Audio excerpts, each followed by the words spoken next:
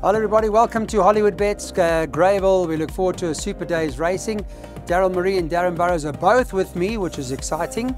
And they've been in pretty good form this week too. So, looking forward to the preview of the Saturday meeting. It is a double header. We've got Turfentine on the go as well. And so, we'll start up with the second race. This is the Radisson Blue Durban Umhlanga Maiden Juvenile Plate. It's over 1,000 metres. There's a horse called Bjorn Ironside, which looks very hard to beat here, Daryl. We start with you, but it hasn't run since December. So I just wanted to get your view on that. Still waiting for that invitation, Clyde. For lunch, I know. Have you lost my number? No, we'll get it. We'll sort it out. Well, Nazari won on Thursday, so carry on. Well done. You're cleaning up. Yeah, Clyde, what can we say about his form? I mean, Roman... who was it? Roman Agent ran second in that race. Yes, Come out and won twice since then. Yeah, he's been rested and gelded. A horse won on Thursday that finished behind him. Do you know that grey horse? Master Casper. Yeah, Yes. Master Casper. So I like his chances. I mean, his Western Cape debut form line is very, very strong. Been rested and gelded since then. I'm sure they would have taken him and knowing that he's fit enough to do himself justice. Yeah, so confident banker number 3, Bjorn Ironside. Okay. And is it the same for you, Darren, with Bjorn Ironside? Definitely, Clyde. This is the start of my multiples for the day. You know, that was a good third to Lion Rampart. The Roman Agents franked the form. That was quite a strong maiden, or should I say feature. And this horse will take a power of beating. The dangers would be numbers 2, 4, and maybe number 9, the first timer. But I think they're going to have to be really good to challenge this horse. Okay, so the guys are of the opinion that he's fit enough to win. Bjorn Ironside. And Daryl's got a place, a bypass, worked out. We've quite a number of bankers in that bypass, and it's an 8 Rand perm. So we look forward to the day. Maiden class over 1,000 metres. Now we're on to the third race on the card. Just an understanding of what Betway have got in terms of the market. Sweet Julie, number 9, is 28 to 10. Number 3, the second choice, An Air of Pride, at 3 to 1. A lovely horse to own too. Elusive Bell is 4 to 1, 8 to 1 about the others in the race. A couple of first timers there that could be anything. A horse like I See Eleanor, for example. Peter Muscat's comments, you were telling me, Daryl, very upbeat and named after Owen Heffer's late mom, who just passed away. So our sympathies to the Heffer family. And you were telling me that the comments were quite upbeat. Yeah, sympathies to the family, Clyde. I'd love to see RC Eleanor make a winning debut. Yeah. Obviously, has a lot of significance, the name. It was Owen's late mom's name, Eleanor. Yeah, the comments are extremely upbeat. She has progressed significantly over the last 10 days, and her work leading to the race has been solid.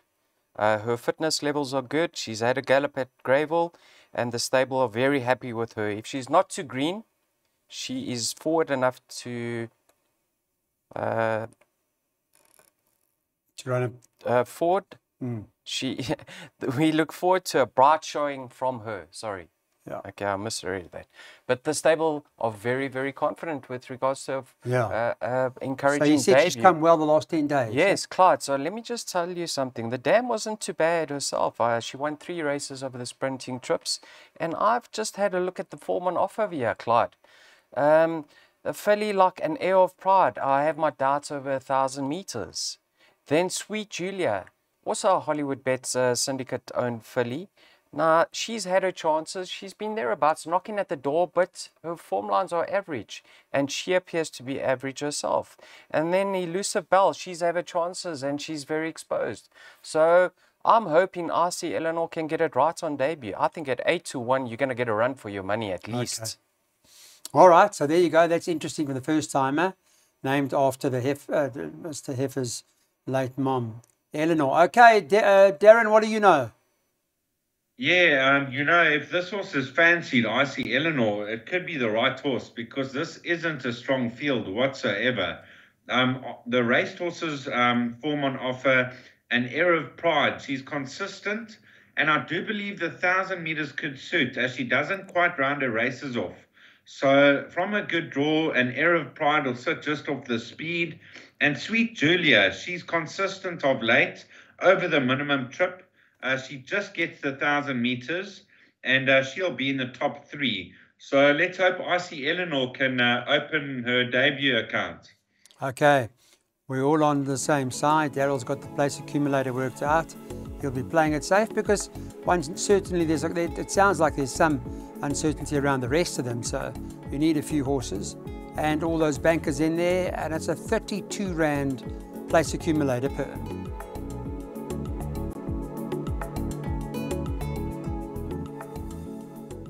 Okay, welcome back everybody. Good to be with you again. It's pick six time. I think there's a R1 million carryover. I read it somewhere, so there's a decent amount of money in the pick six pool. Make sure that you're on for this the Guineas Day out at Hollywood Bets Greyville. First leg of the pick six race number 4 is a maiden class field over 1,600 metres. And Darren, I found it to be a tricky first leg. And I see from your side you tend to agree because you haven't left anything out. Yes, you know, Clyde, I've got 4 bankers in the pick six, so I can afford to go field in the top 2 legs, and it only cost 110 Rand. So I'll play the field here. You've got that Tomyris form line where Longstreet and Sweeter and Honey ran against each other. Sweeter than Honey holds Longstreet. And then Sweeter than Honey also holds Tannin Princess on the Elegant Act run. So numbers 3, 8, and 10, there won't be much separating them. And then a couple of others with form. This was Her Royalty, the 2-year-old. Good second, but 0 direct winners from both her starts. And we don't know if she's going to get the mile being out of a Varmare. So I thought it could get tricky on top. Okay. Yeah, you're probably right. Daryl, in your case, your PA, you had 1 and 3, Longstreet and Her Royalty. I nearly banked Longstreet in all my exotics, Clyde. I had a look at her latest replay, and I have no doubt that's her best effort to date. If you recall that race, they went very slow up front. I think it was Magic Maverick who was crawling up front. And despite that, Longstreet quickened up beautifully in the straight. That was over 1,400. Now she goes a mile. If she just has to reproduce that effort, I think she'll go very close to winning. And one thing I want to add, Clyde, if Richard Free was in the irons, she'd be much shorter in the market. So I do think she represents some value. Yeah. The filly she ran behind there, a filly like Beautiful Rania, who was the 2-year-old in the race, looks like she could have some ability about her.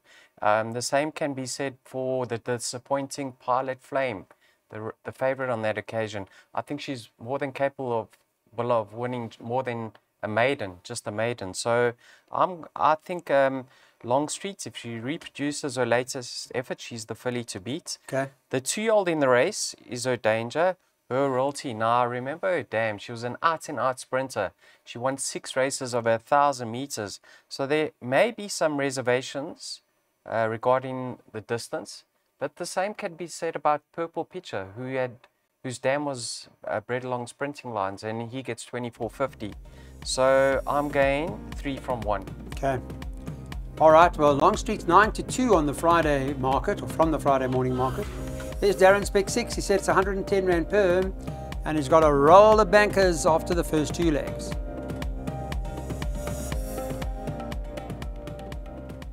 Okay, welcome back, guys. Just an update on the market. 2-1 about number 3, Hoodwinked for Com Naidu. Richard Fourie is the rider, stays with it. 7 on the card, second choice, Bassi Rakvat is the current price. Let me just have a quick look. 6-1, 7-1, and better about the others. Now, I know, Daryl, you were quite keen on Com Naidu's horse, yeah? He was going, what is this, the 18, no? Yes. Clyde, I watched his latest replay. Now, he actually came out positively. Richard looked to place him, and then he was going to be caught 3 wide. So Richard kept on easing him back to get one off the fence. I think if he went forward, because he's more of a one-pace type, he could have gone much closer to winning on that occasion. But one thing's for certain, Richard will know him better in a race this time round. So he sticks with him. I don't have any doubts with regards to the step-up in trip, because he is one-paced, he was staying on. And he's got the most scope for improvement in this field, Clyde. You've got horses that represent the global movement and connoisseur form. I've got my doubts over that. Maybe the improver in the race could be Magnum Magic, with Sean Veal in irons. He takes quite a marked step up in trip. I don't know how he's going to feature, but if he stays, he could be the danger to Hoodwinked. So I'm going to tip them 3 from 4. But from what I saw in his last start, Hoodwinked could get it right in his third outing. Okay. All right. And sorry, Clyde, sorry to interrupt. I actually thought he'd be shorter in the market because of the opposition he meets over here. So I'm going 3-4. 2-1. Yeah, I thought he'd be closer to 14-10, to be quite honest. Yeah. Interesting. Mr. Burrows, your version? I thought this horse Hoodwinked, the horse to beat. I'm just concerned his dam was a sprinter and he's trying the 1800 meters for the first time. And I don't know if he'll see it out. So if he does, he's definitely the horse to beat. I've included Magnum Magic. I thought the step up to this trip could suit. He's only had a couple of sprints. Now he steps right up to 1800. He could be competitive at a decent price. And this was Torix Knight. I was very disappointed with his last start. I expected him to go close, and he just found nothing in the closing stages. There are others with maiden form, but average maiden form. So maybe Hoodwinked could prove hard to beat if seeing the trip out. Okay. So a lot of it depends on the maiden about the distance, the stamina with regards to Hoodwinked. But the safe play from Darren's corner is the first jackpot with Field in the first leg, and then Banker 3, Banker 5, and Banker 2.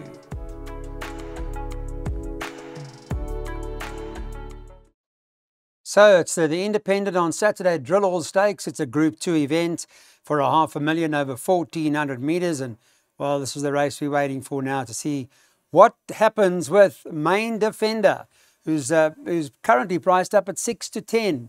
One Royal Aussie is 7-1, 7-1 about the 7 Humdinger, and then you can get 8-1 about number 8 on the card, who happens to be Give Me Another Chance, 10s and better about the others. So Frankie's in town, he's in Durban with Main Defender, I know that much. So what's the plan? Comes out of the Horse Chestnut. I haven't given this horse his dues in the past on the show. But you know what? When I saw his latest win in the Horse Chestnut, I'm a firm believer of him now. It was sensational. So seeing is believing in your case. He came out, he got a little bit of an awkward start, but that showed his versatility, Clyde. He doesn't have to be up on the pace. He can be ridden cold or just off the pace. And with that turn of foot, it's hard to see who make the biggest danger. Cousin Casey reversed the form despite the 4 kg pulling the weights. Now, Cousin Casey, I love the fact that he's coming back in trip. I've always been of the opinion that he's more of a 1,400 miler, but to see him reverse that form with Main Defender is hard. And also, I don't know if he's quite the Cousin Casey of the past. I'd like to really see him string a good couple of runs, consistent runs at a high level before I take him seriously. But if he bounces back to his best, he will be Main Defender's biggest danger. But the last win from Main Defender is sensational, Clyde. So I'm firmly in his camp today. And then Royal Aussie has to be a runner. I just think Mr. Snaith's horses need that one run in KZN. Okay. So all right. 3-2-1 in that order. That's your order, 3-2-1. Main Defender hard to beat. Mr. Burrows currently priced up 6-10. Yes, Clyde, this horse is the best horse in the race. He's proven it. He's a course and distance winner. He enjoys gravel. The 1400's ideal right now. His first run back. Good draw. He's going to go handy with the speed, and he's got great acceleration. I'm just concerned the stable, a couple of hotties lately, odds-on favourites have gone missing. A lot of stables go through a bit of a quiet patch, and I was a little bit disappointed with William Iron Arm's run just the other day. But if all is well with Main Defender, I think he'll put this field to bed quite comfortably. Dangers, Royal Aussie, he might just need his comeback run in KZN. And Gladiatorian, I wouldn't ignore over the 1400. Okay, I heard Tony Peter saying that they're going to put the blinkers on that horse, William. So that'll help hopefully for the future. But Main Defender is hard to beat. The World Sports Betting Fillies Guinea is over 1,600 metres now. And number 5, Double Grand Slam does appear to be all the rage. A very impressive winner of her last start. She's obviously looking to take the Fillies Guineas and win that perhaps comfortably. We'll find out who are the dangers. Daryl, I'll start with you. This does appear to be very hard to beat too, doesn't it? Sure, Clyde. Impressive winner. You know, on paper, she's an absolute penalty kick. I just got one reservation. Is the mile, right?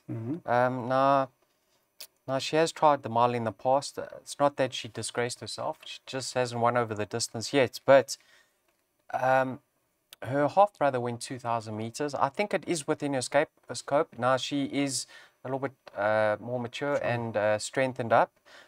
So my reservation is the pace. As long as she settles in running and is not doing it too hard and is relaxed, I think she'll win, and she'll win comfortably. She's got the firm beating of Raskova, so it's hard to see her reverse that form despite the 1.5 kg turnaround in the weights. I think she'll confirm it. I'm going to make Let's Go Now the exacta play, because obviously doubles Grand Slams deep in the red, so you're not going to get rich. But I'm going to take the exacta play of Yada with number 1, straight line, 5 and 1, Let's Go Now. Yeah. The 2450 on a softish track was out of her reach. She just didn't stay. I love the fact that she's coming back in trip, and on her best form she is going to feature. So 5 from 1, but let's just hope things go according to plan with double Grand Slam and she relaxes in running and she'll take all the beating. Okay. We need a good pace. We need a good pace, Mr. Burrows, for double Grand Slam. No, she'll win off any pace, Clyde. Yeah, she's different class. She's back to best. And you know, when a horse from Cape Town goes to Durban and wins first time, they improve 5 lengths in their second start. So you can only see improvement from this filly. I think an absolute one-horse race. And I think this horse, White Pearl, could chase her home. Okay, so you're making White Pearl the danger. Daryl's making Let's Go Now the danger. He recommends an exacta straight up, 5 ahead of 1.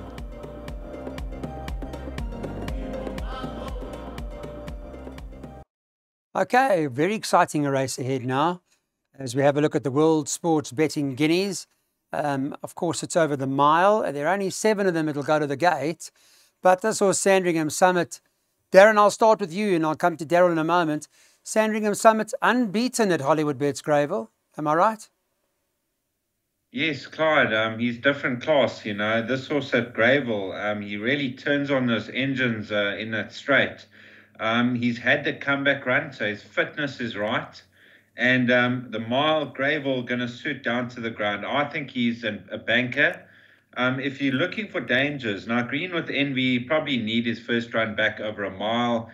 Daily News is his aim, and the July. Snow Pilot, I really like the way he ran on last time out. And the mile's going to suit. He is a Guineas winner. And Midwinter Wind, I thought he wouldn't stay 1,400. And he proved me wrong last time out in the Bailey Turk.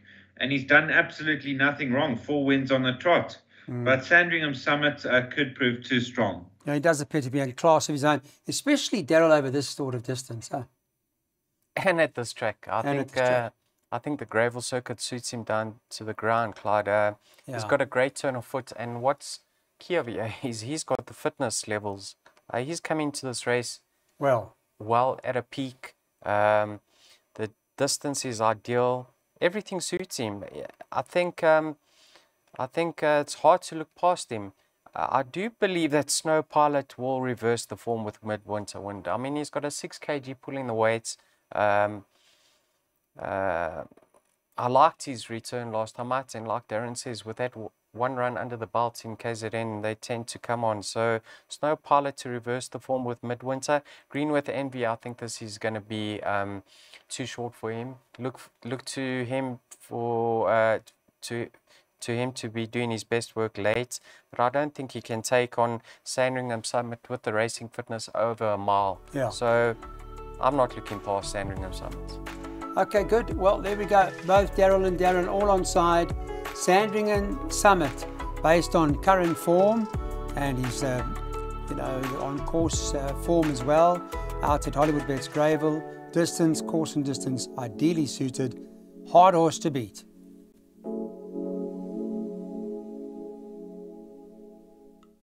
So it's a large field, a middle stakes that comes to the end. Well, not the end of the day. Still got one more to go, but the 9th race on the card. And I do know that Darren Burrows is taking the 15-4 about Golden Peace. I've seen that he's banked it or labelled that in his play as well. Tell me why, Mr. Burrows. What's the deal here? Well, Clyde, last season, when this horse went a couple of wins on the trot, he looked really promising, and I thought this horse heading to the tops. He had a setback of a couple of months off the track. He took a bit of time to find that form again, and last time out, I mean, he was out at the weights completely with triple time, and he absolutely trotted up. I think he's worth a strike. He was trading at 5-1, 9-2, now 15-4. I thought if you had a good day so far, leading up to this race, I think we can empty out and have a decent bet on Golden Peace, because I still think he's well ahead of the handicapper and he'll take a power beating. Okay. Very interesting. Mr. Marie, you agree? Yeah, that was a very impressive win last time, Clyde. You know, he was exposed on the outside. He had no cover. Yes. And he's a lightly raced 4-year-old. It looks like they're over their problems now with him. So he's been backed up quite soon now for him. So I think he is in a good space. Just having a look at the comments in the computer form, Clyde. Over races. So he does need to settle now that he's gained the 1900. They tend to go a little bit slower. Yeah. So what's key is he needs to settle. His stable companion has to be taken seriously. Flagman, recently scratched. So he's unexposed of the distance. But they're putting him straight over 1900 after a couple of months off the track. So he's going to be very fit himself. And being unexposed, he could be better than his current rating. I just went back to the Emilianza Yokododuma run, Clyde, where Golden Peace finished 7th, beaten 5.75 lengths. In that race was a horse called Cyber Time, who finished ahead of him, right? Yes. Now, I know Cyber Time's exposed, but one thing about Cyber Time is he's very consistent. So he beat Golden Peace and he's better off at the weights. So I'm saying in my mind, Cyber Time at 20-1 does represent some value. Yeah. So if you are playing trifectas and quartets, please include number 10. Put it into the play. And that particular form line, there's a lot of winners from there as well. Okay, Golden Peace is the play from Darren Burrows' corner. That's basically the plan of the day. And if you want to include something, as Daryl's alluded to, Cyber Time, who's priced up at around 20-1.